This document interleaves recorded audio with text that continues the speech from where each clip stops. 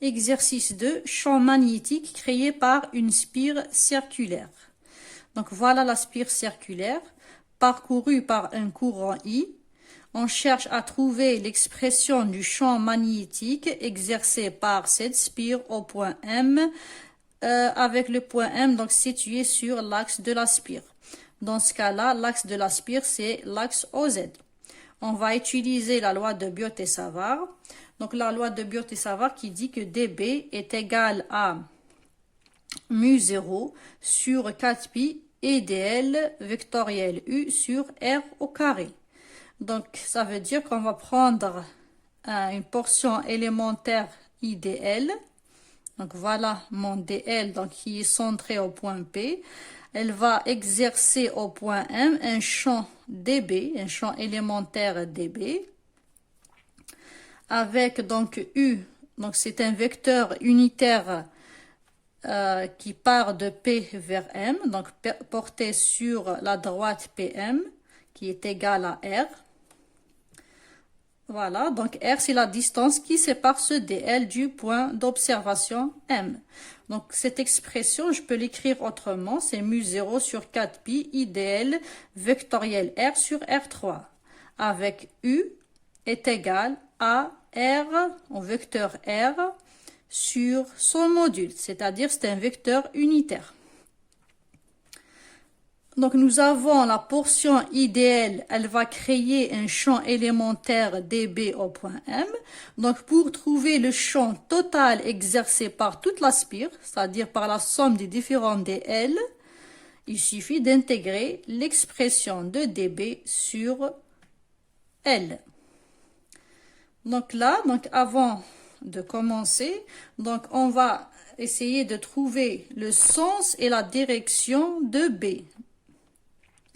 Donc déjà le sens de DL est toujours donc suivant I. Donc voilà le vecteur DL ici. Il est donc suivant I. Donc si on a un courant qui est comme ça, le DL il va le suivre. Si nous avons un courant I qui est dans l'autre sens, donc le DL il va être dans l'autre sens. Bien sûr le DL il est tangent à la spire. Donc le produit vectoriel maintenant de IDL vectoriel U, voilà IDL vectoriel, ce produit vectoriel là, nous indique que donc la résultante de ce produit vectoriel, que DB est perpendiculaire par rapport à DL et DB est perpendiculaire aussi à U.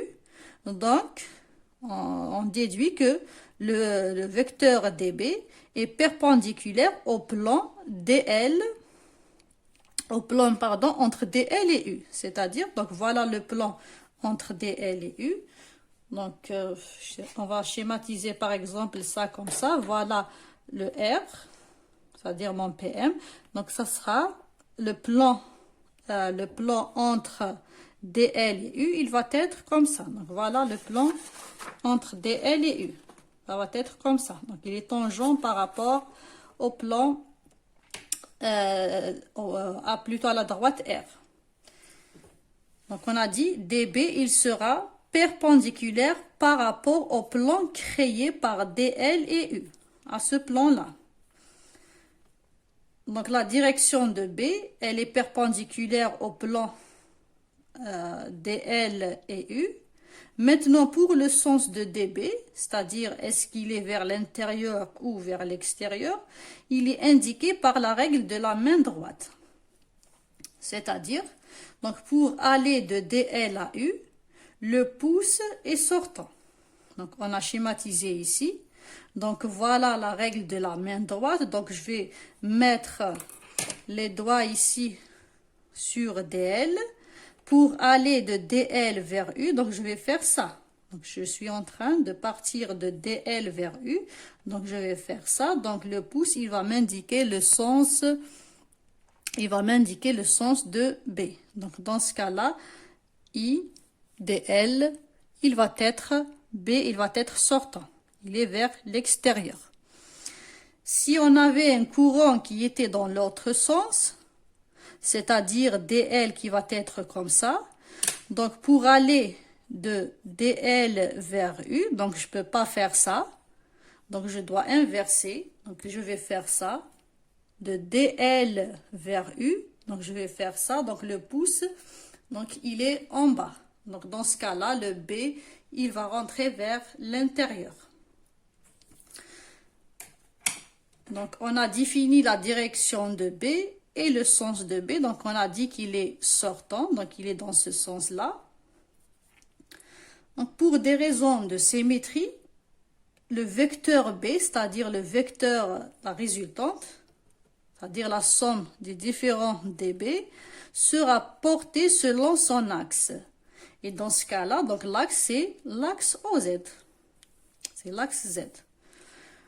Donc, vous pouvez retenir ça, donc que le champ, la résultante du champ magnétique, elle est toujours portée sur son axe. Et donc, nous avons une démonstration. Donc là, examinons la symétrie.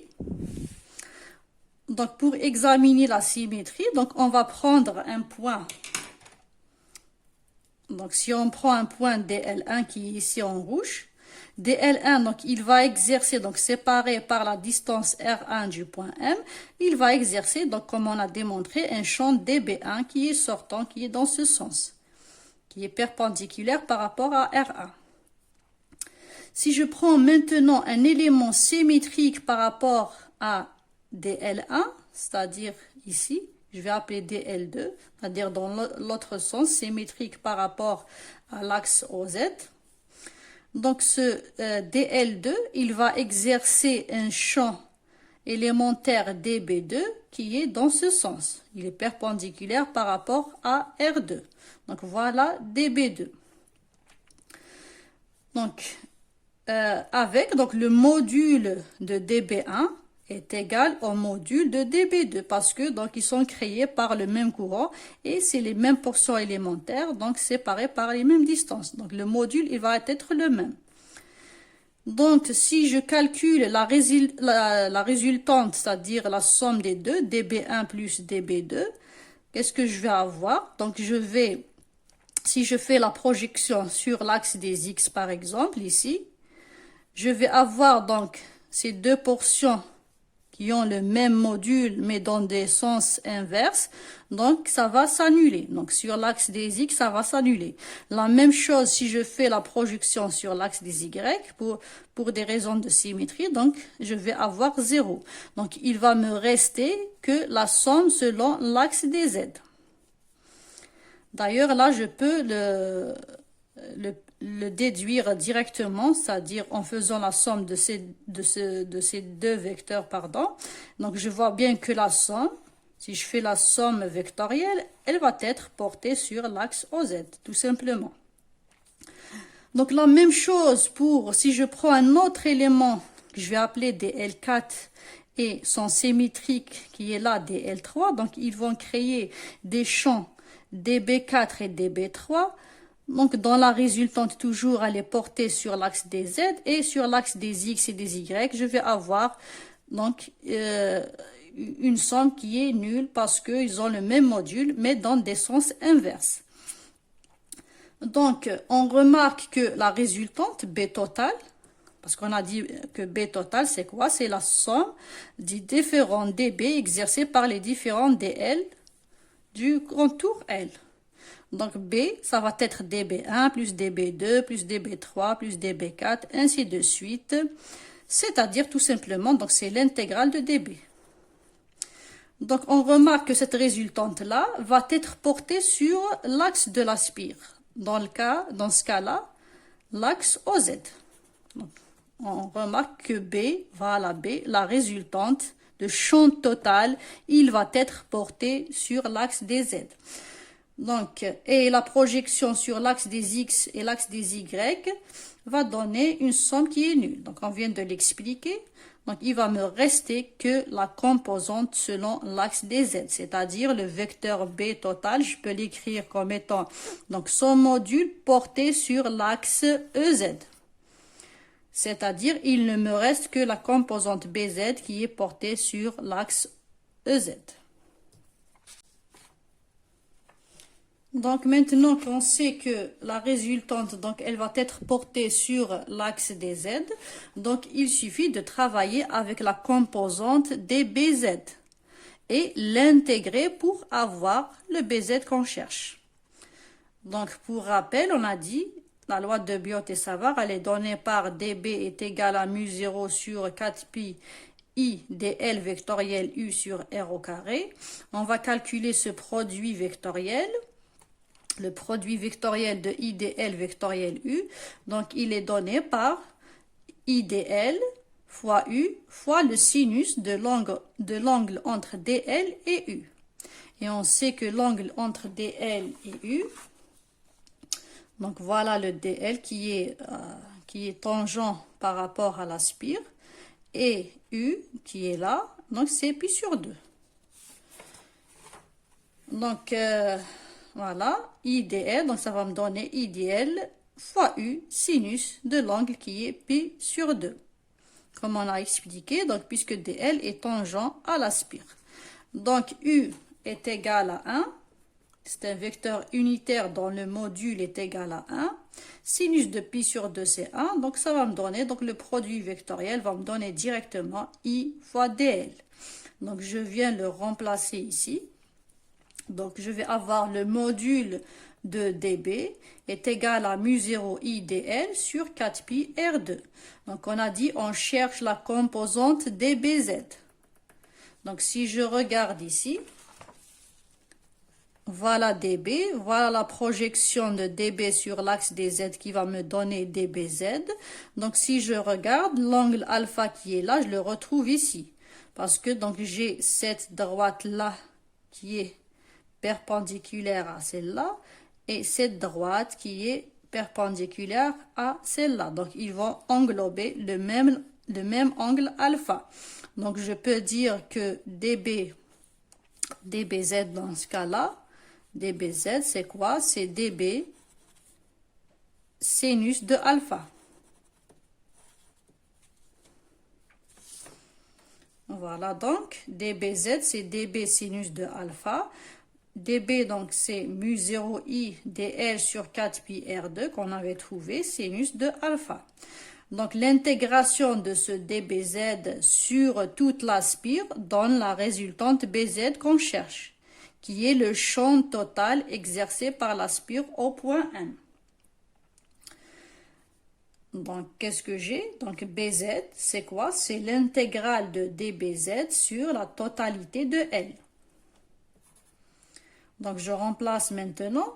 Donc, j'ai mu0 I sinus de alpha sur 4 pi R2 qui est constant, il va sortir de l'intégrale.